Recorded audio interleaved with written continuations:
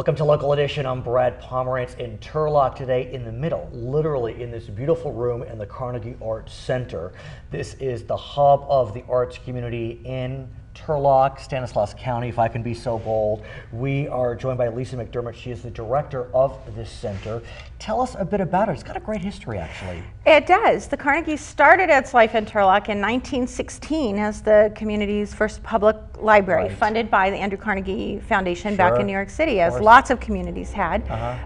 It gradually morphed into a community arts center by the 1980s when the library moved out, and it's been the home of the arts in Turlock since then. We had a terrible disaster in 2005. We had an arson fire in the building that gutted the structure, but community was resilient and worked with our very advanced sighted city council in the midst of the recession to rebuild and reinvent the arts center. And let's talk about that, because no doubt Turlock, part of the Central Valley region, very tough economic times in the beginning of the decade.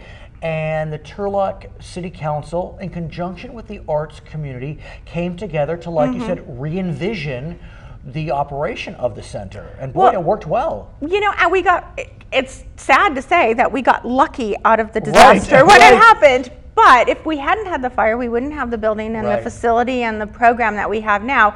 And one of the things that made it possible was the recession, because the contractors in the area had no houses to build in 2009 and 10. They were willing to come in and build this building. The original budget for the expanded arts center was about a $7 million project, and we ended up getting it for about $5 million. Fantastic. So we got the big bang for our buck because of the timing. And then as a result of some of the tightening of the government purse, it was ultimately determined that the arts center would spin off and now be run by a nonprofit, which has worked out well. The city built the building, now the nonprofit runs it. You're the director of the nonprofit. And we have a great relationship with the city of Turlock. We are now sort of the crown jewel in the downtown redevelopment too, because Turlock's downtown has had a resurgence in the last 3 to 4 years. I have to say, I just took a walk. It's quite beautiful. It's very charming and cozy and great restaurants.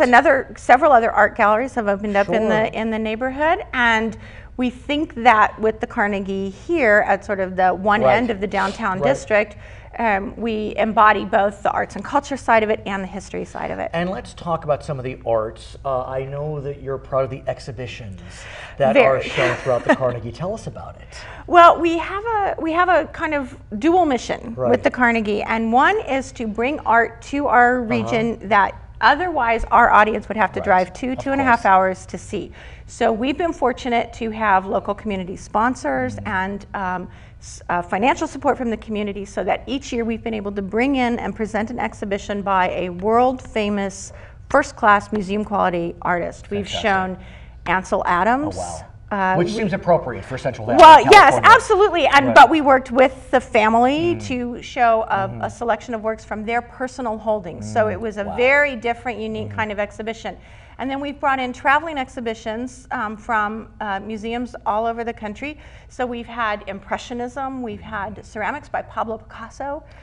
We just had a print exhibition by the surrealist artist Juan Miro, and we're coming up. Spanish, you like the Spaniards. We do. We've just gotten lucky. And coming up this fall, our major exhibition is going to be an Art Nouveau exhibition, the largest collection in the United States of works by Alphonse Mucha, who was born in Czechoslovakia but worked in Paris in the 1890s and early 1910s, and sort of started the Art Nouveau revolution in Paris. And what's nice about what you're doing is you want to ensure that the children of the region are exposed to art. Because like you said, look, we're not in San Francisco, we're not in New York, and so it's not easy to give that exposure, but I know every year 5th graders from Ceres, a town right nearby, will come and see the Carnegie. And we've had great success. We've done about 3,000 school children each year since we reopened in 2011. And those are schools from as far north as Stockton, which is a 40-minute drive if those kids want to come, as far south as Los Banos, and even Mariposa have sent school groups, Sonora. So we're bringing in not just the Turlock and Ceres, not just the local kids, But because the arts are so hard to come by and these artists are important, right. we developed a field trip program that gives the students, and this is the thing that's so appealing for the elementary grades especially, is the students come in and they see the art in the gallery and they learn about this famous artist, but then they go into the art studio and they make art. And that art studio is open beyond just the visits. You offer classes. We offer classes. Yep, we do both art and dance classes. We've done some theater classes as well, but we try and engage the kids in really a hands-on art making. They take things home with them. We're now, for the first time, our gallery is full of the art made by children in the community. I love kid art. It's the most fun. It's the most fun. You walk in that gallery and you're just lifted up. It's just full of life. And so, given we're in Turlock, a lot of great families in the community, farming families, tight-knit community, you have an organization, or excuse me, an event called Family Fridays. We do. Once a month we have an event that's free to the community, supported this year by a grant from Off-Center Thrift and Gift, which is a local nonprofit that gives back to other nonprofits, which is awesome, and they are funding our Family Fridays this year. So each month we pick a Friday night, we offer an event that is intergenerational and creative, and sometimes it's about music, sometimes it's about dance, sometimes we're making art.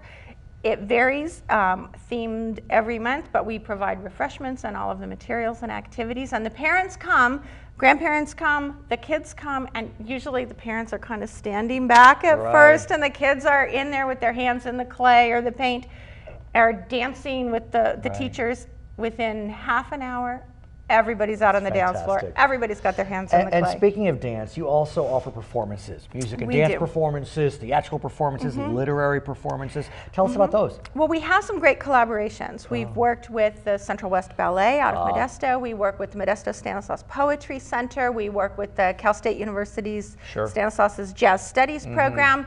So we're partnering up with other organizations, so we don't have to invent a dance program. We can call Central West Ballet and they send their dancers down here. We can put on a concert. We usually try to some extent to tie those things into the exhibition. So for example, our concert series this fall will feature the early jazz years. So we're going to be talking about how music was changing around the year 1900 when our feature artist, Muka, was active. So our jazz performances will focus on talking and learning. It's not just entertainment, it's always a little bit education. Speaking of talking and learning, I'm that guy that will come to a lecture. Yes. And you have lectures on Sundays. We do. About 9 months out of the year, we feature a Sunday arts lecture once a month. We bring in scholars and artists and professionals from different walks of life. We show documentary films and have conversations about them. Again, sometimes starting with the exhibition as the introductory point, but also going pretty far afield. For our viewers in the Central Valley, how can we get involved in the Art Center? www.carnegieartsturlock.org is What are the opportunities? Are there volunteer opportunities? Yes, well, our staff is very small. We operate with a full-time staff of just 2 people, considering how much we do.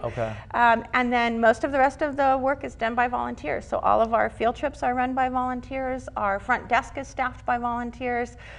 We have a gift shop that sells the work of local artists, and that's staffed by volunteers. So there are always ways. In our Family Friday nights, we get a lot of volunteers who come out on the Family Fridays because they want to be engaged with the creative activities and the families and watching the kids have a good time. So what's next? What's the next initiative? The big thing coming up is the 100th anniversary of the original Carnegie building. So we formed a committee, and this fall we'll be kicking off a year-long celebration of the Carnegie's centennial, and that will include a number of public community events, a special exhibition in our centennial year that will feature the history of the library. We've just connected with a collector in Los Angeles who has 100 years of children's book art illustration.